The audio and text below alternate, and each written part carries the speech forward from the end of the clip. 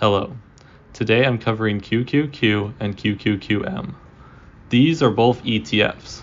An ETF can basically be thought of as a basket of different stocks, and both of them track the NASDAQ 100 index. The NASDAQ 100 index is mainly focused around growth stocks, and most of those are tech stocks. So if you're interested in the NASDAQ 100 or different tech stocks, these are both ETFs that will cover those stocks and make it a little bit safer for you to invest in like the entire growth/tech market. So these ETFs are both identical. In fact, they're actually both made by the exact same company. The Invesco is the one who runs both QQQ and QQQM. And as you can see, performance-wise, they're identical. They own the same exact 100 NASDAQ stocks. So, which one should you pick? It kind of depends, but also not really. QQQ has a 0.2% expense ratio. That means, let's say you had $100 in QQQ. Every year, Invesco would be taking 0.2%, or I think that would be about 20 cents from your $100 as a fee. QQQM, however, only has a 0.15% expense ratio. So instead of 20 cents, they'd be taking 15 cents. So you might be thinking, why did Invesco bother to make QQQM if it's just a cheaper version of QQQ?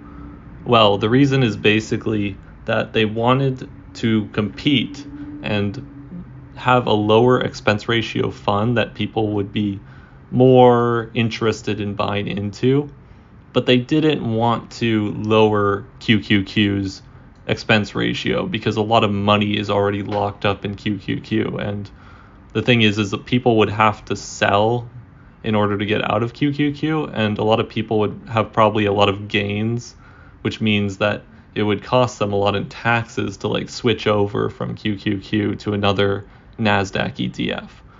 So they basically created a new fund, QQQM, in 2020 to compete with their old fund. And for newer investors who are just getting into it, QQQM is more attractive because of the lower expense ratio. And there's really no reason to buy QQQ.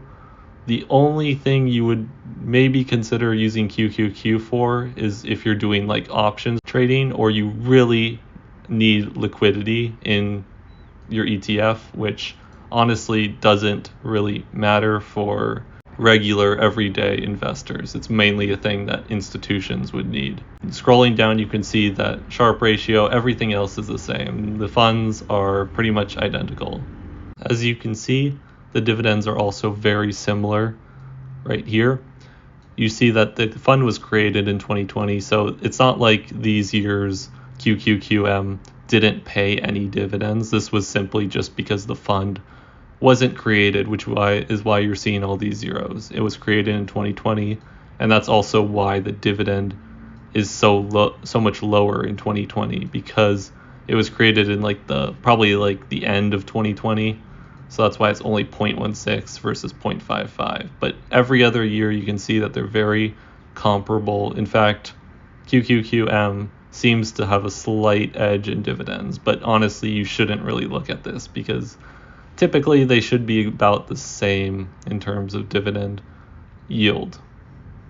So in conclusion, there's pretty much almost no reason to pick QQQ over QQQM unless you're doing some options trading or you really value the liquidity, which doesn't really appeal to regular investors. So if you're interested in which one you should probably buy, it's likely QQQM for the lower expense ratio. Thanks for watching.